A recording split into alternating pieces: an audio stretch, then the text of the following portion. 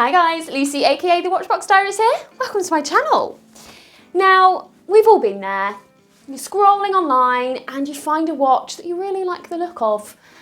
But you sit there wondering, what is it actually going to look like on the wrist? And it's a lot more difficult with microbrands and independents because you can't always find them in person. British Watchmakers Day enters the chat. Now, it's set up by the British Watch and Clock Alliance and is one of the UK's biggest events. It is the perfect opportunity to connect brands, especially those that are predominantly online, and enthusiasts. And it gives the opportunity for enthusiasts to get real hands-on experience with watches that they've seen online. This year, Fears are continuing with the Brunswick and the silver, but this time they have gone with the 40.5mm Jump Hour, and this is one they're calling the Edwardian Edition. So without further ado, let's get into it. As always, I'm going to whiz through some quick specs for you. So as the name suggests, this is a 40.5mm piece, 47mm lug to lug, and a thickness of 12.8. Your lug width is 20mm, and it is a hallmarked 95 sterling silver cushion case. Movement-wise, they are utilising the Ward JJ01 Jump Hour automatic with a Solita base, which gives 38 hours of power reserve. There are going to be just 10 of these available exclusively at the British Watchmakers Day event, and they'll be sold at £5,450, including VAT. Something that I absolutely love about Fears is they always manage to link their designs and their pieces to that heritage of the brand. They often refer to previous models to draw inspiration, which means that the collection remains cohesive and it retains that Fears aesthetic that is just instantly recognisable. This was originally going to be called ice fishing, and I can totally see it with that vast white dial and then all just sat around that rotating jump hour disc.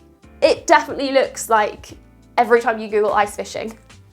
Instead, they decided to name it after the style of their Fears archive pocket watch, which was the inspiration for the design. To me, that just further emphasises the connection between their heritage. The dial itself brings in that Edwardian era, straight out the early 1900s aesthetic with a clean, crisp and very refined look. So the lacquered dial is built up of multiple layers, and I think it has a similar sheen to, say, an enamelled or a porcelain dial, and then it's finished with a very simple black minute track, very simplistic, and then you just have that single hand which has a bevel running down the middle of it, catches the light beautifully, so it makes it much more legible. It's subtle, it's stylish, it's seriously sophisticated without screaming for attention. So let's just talk about the jump hour a little bit. So firstly, the date window is colour and texture matched, so it blends perfectly with the rest of the dial. Anyone who has issues with a date window that's not the same colour as the dial, absolutely no problem here. Secondly, I just love a jump hour complication, and Fears do it really well. And I love how sharp the tick over is. I even love the sound that it makes as it does it. Now, at its base, this uses the Swiss Solita SW200, which is an absolute workhorse movement. And then on top of that, they've utilised the Ward JJ01 Jump Hour module and combined them into a reliable super movement. It's quirky and it's clever without being overly complicated. It adds a bit of mechanical theatre, if you will. Plus, it simplifies the dial. You get that beautiful Edwardian sophistication, but with a technical twist, so it's kind of the best of both worlds. Now, something that I'm always pleased and surprised by when it comes to Fears and their Brunswick collection is their water resistance. With most wrist watches, you're probably looking at 30 metres, maybe 50 if you're lucky. And well, that's fine. But it does mean you end up babying it a little bit. So if you're washing your hands too enthusiastically, if you get caught in a really heavy rain downpour, it's gonna lead to a little bit of worry. Fears though, they went, no, let's give the customers something that can actually be worn with confidence. It's got that refined, elegant vibe, but it's built for real life too. Maybe their new tagline could be everyday elegance without everyday worry. Okay, so I've been lucky enough to get hands-on with a couple of different Brunswicks. Go and check them out if you haven't already after this video. And personally, my feedback is that I much prefer the 38mm case sizing. Although the 40 still does sit well on my 6.2-inch wrist, that slightly smaller case size just works better for me when it's combined with a more dress watch style.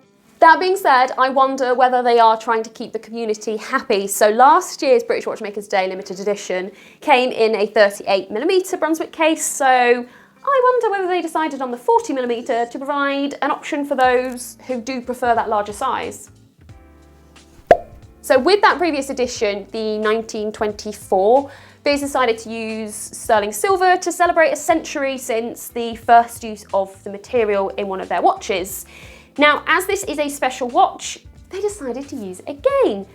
Both the case and that solid case back have hallmarks from the London Assay Office, plus Fears' own maker's mark in the form of NBS, which are the initials for the Fears managing director, Nicholas.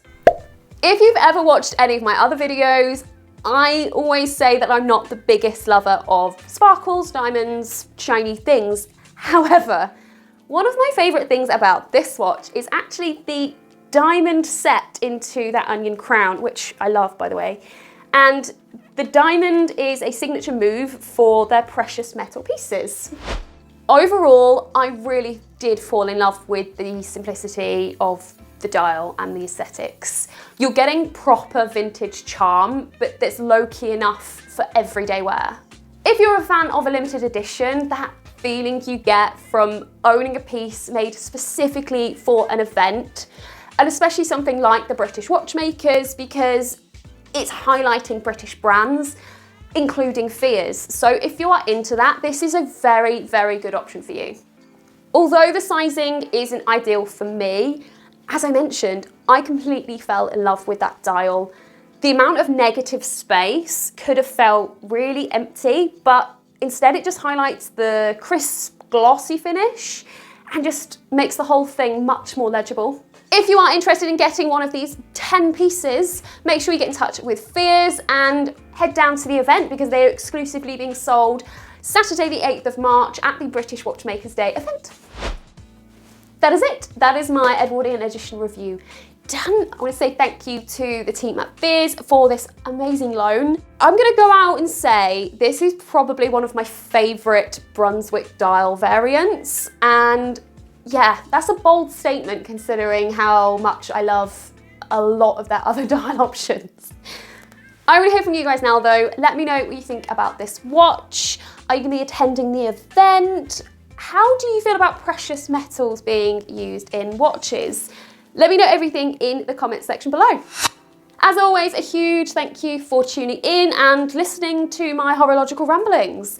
If you want to support me and my channel, do the YouTube things, make sure you give it a like, you have commented, you're subscribed to the channel.